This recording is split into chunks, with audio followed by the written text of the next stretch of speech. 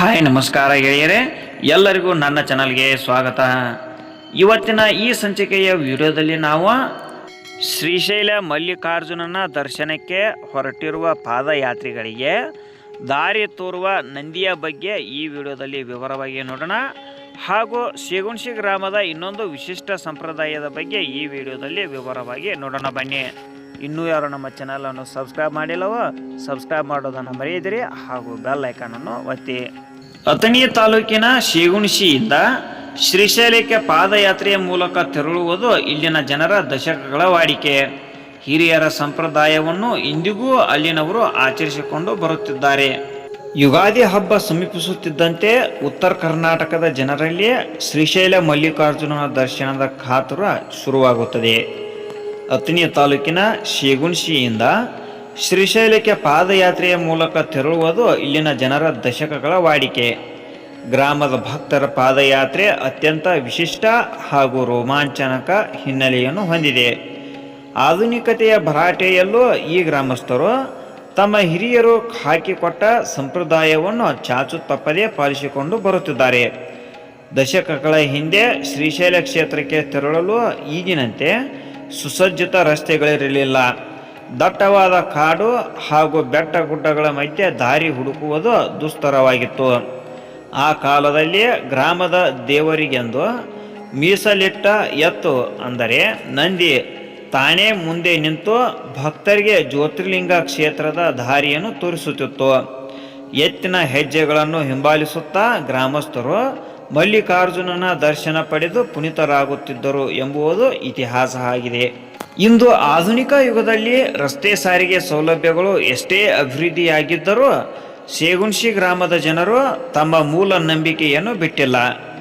ಇವತ್ತಿಗೂ ದೇವರಿಗೆ ಮೀಸಲಾಗಿರುವ ಎತ್ತನ್ನು ಅಂದರೆ ನಂದಿಯನ್ನು ಮುಂದೆ ಇಟ್ಟುಕೊಂಡು ಪಾದಯಾತ್ರೆಯ ಮೂಲಕ ಕಂಬಿ ಮಲ್ಲಯ್ಯನ ಜೊತೆಗೆ ಮಲ್ಲಿಕಾರ್ಜುನ ದರ್ಶನ ಪಡೆಯುವ ಸಂಪ್ರದಾಯವನ್ನು ಮುಂದುವರಿಸಿಕೊಂಡು ಹೋಗುತ್ತಿದ್ದಾರೆ.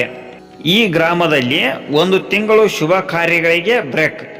ಹೌದು ಗೆಳೆಯರೇ, ಈ ಪಾದಯಾತ್ರೆಯ ಮತ್ತೊಂದು ಅಚ್ಚರಿಯ ಸಂಗತಿ ಎಂದರೆ ಗ್ರಾಮದಲ್ಲಿ ಕಟ್ಟುನಿಟ್ಟಾದ ನಿಯಮ ಜಾರಿಯಲ್ಲಿದೆ. ಪಾದಯಾತ್ರೆ ಆರಂಭವಾದ ಇಂದಿನಿಂದ ಮುಂದಿನ 1 ತಿಂಗಳುಗಳ ಕಾಲ ಶೇಗುಣಶಿ ಗ್ರಾಮದಲ್ಲಿ ಯಾವುದೇ ನೂತನ ಕಾರ್ಯಗಳನ್ನು ಮಾಡುವಂತಿಲ್ಲ. ಪಾದಯಾತ್ರೆಗೆ ತೆರಳಿದ ನಂದಿಯು ಶ್ರೀಶೈಲ ದರ್ಶನ ಮುಗಿಸಿ ಮರಳಿ ಊರಿಗೆ ಬರುವವರೆಗೂ ಗ್ರಾಮದಲ್ಲಿ ಯಾವುದೇ ಶುಭ ಕಾರ್ಯಗಳಾದ ಮದುವೆ, ಗೃಹ ಪ್ರವೇಶ ಇತ್ಯಾದಿ ನೆರವೇರಿಸುವುದಿಲ್ಲ. ಇದು ಈ ಗ್ರಾಮದಲ್ಲಿ ಹಿಂದಿನಿಂದಲೂ ನಡೆದುಕೊಂಡು ಬಂದಿರುವ ಕಟ್ಟುನಿಟ್ಟಾದ ಪದ್ಧತಿಯಾಗಿದ್ದು ಶ್ರೀಶೈಲ ಮಲ್ಲಿಕಾರ್ಜುನನ ಮೇಲಿನ ಅವರ ಅಪಾರ ಭಕ್ತಿ ಮತ್ತು ಶ್ರದ್ಧೆಗೆ ಸಾಕ್ಷಿಯಾಗಿದೆ. ತಂತ್ರಜ್ಞಾನ ಎಷ್ಟೇ ಮುಂದುವರಿದರೂ ನಮ್ಮ ಸಂಸ್ಕೃತಿ ಮತ್ತು ನಂಬಿಕೆಯನ್ನು ಉಳಿಸಿಕೊಂಡು ಹೋಗುತ್ತಿರುವ ಶೇಗುಣಶಿ ಗ್ರಾಮಸ್ಥರ ಭಕ್ತಿ ನಿಜಕ್ಕೂ ಅನನ್ಯ. ಇವರ ನಂದಿಗೆ ಅಲ್ಲಿ ವಿಶೇಷ ಆದ್ಯತೆಯನ್ನು ನೀಡಲಾಗುತ್ತದೆ. ಹೌದು ಗೆಳೆಯರೇ, ಈ ಕುರಿತು ಗ್ರಾಮಸ್ಥರಾದ ಚೇತನ್ ಪಾಟೀಲ್ ಅವರು ಮಾತನಾಡಿ, ಹಬ್ಬಕ್ಕೆ 4 ದಿನ ಇರುವಾಗಲೇ ಡಂಗುರ ಬಾರಿಸುತ್ತಾರೆ. ಹಿಂದಿನ ದಿವಸ ಸ್ವಾಮಿಗಳು ಬಂದು ಕಂಬಿಗೆ ಡಾಗಿನ್ಗಳನ್ನು ಸಂಗ್ರಹಿಸುತ್ತಾರೆ. ಆವತ್ತು ಕಂಟ್ಲಿ ಹಾಗೂ ಕಂಬಿ ಪೂಜೆ ಮಾಡುತ್ತಾರೆ. ನಂತರ ಮಾರನೇ ದಿವಸ ಪಾದಯಾತ್ರೆ ಪ್ರಾರಂಭವಾಗುತ್ತದೆ. ಯುಗಾದಿಯ ವೇಳೆ ಶ್ರೀಶೈಲಕ್ಕೆ ಹೋಗಬೇಕು. ಪರಂಪರೆಯಂತೆ ನಾವು ನಡೆಸಿಕೊಂಡು ಬರುತ್ತಿದ್ದೇವೆ. ದಾರಿಯನ್ನು ತೋರಿಸುವುದಕ್ಕಾಗಿ ಎತ್ತನ್ನು ಬಳಸುತ್ತಿದ್ದೇವೆ. ನಮ್ಮ ನಂದಿಗೆ ಅಲ್ಲಿ ವಿಶೇಷ ಆದ್ಯತೆ ನೀಡಲಾಗುತ್ತದೆ. ನಂದಿ ಶ್ರೀಶೈಲ ಪ್ರವೇಶಿಸಿದಂತೆ ದೇವಸ್ಥಾನದ ಆಡಳಿತ ಮಂಡಳಿ ಹಾಗೂ ಕಮಿಟಿಯವರು ಮಂಗಳವಾದ್ಯಗಳ ಜೊತೆಗೆ ದೇವಸ್ಥಾನಕ್ಕೆ ಬರಮಾಡಿಕೊಳ್ಳುತ್ತಾರೆ. ಇದು ನಮ್ಮ ಗ್ರಾಮಕ್ಕೆ ಹೆಮ್ಮೆಯ ವಿಚಾರ ಎಂದಿದ್ದಾರೆ ಗೆಳೆಯರೇ.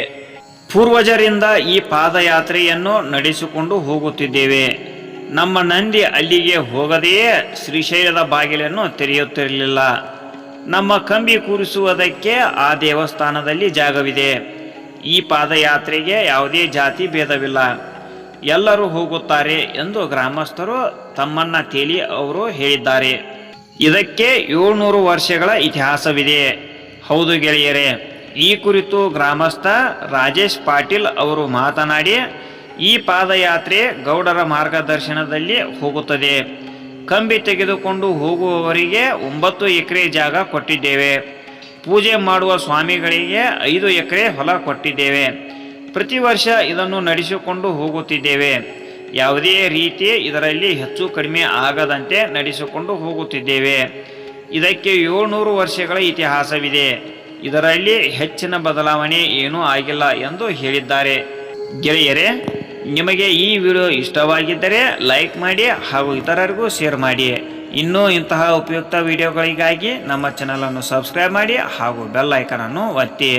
ಇನ್ನು ಮುಂದಿನ ಸಂಚಿಕೆಯ ವಿಡಿಯೋದಲ್ಲಿ ಶ್ರೀಶೈಲ ಮಲ್ಲಿಕಾರ್ಜುನನ ಇನ್ನೊಂದು ವಿಡಿಯೋದೊಂದಿಗೆ ಬರೋಣ. ಎಲ್ಲರಿಗೂ ಧನ್ಯವಾದಗಳು.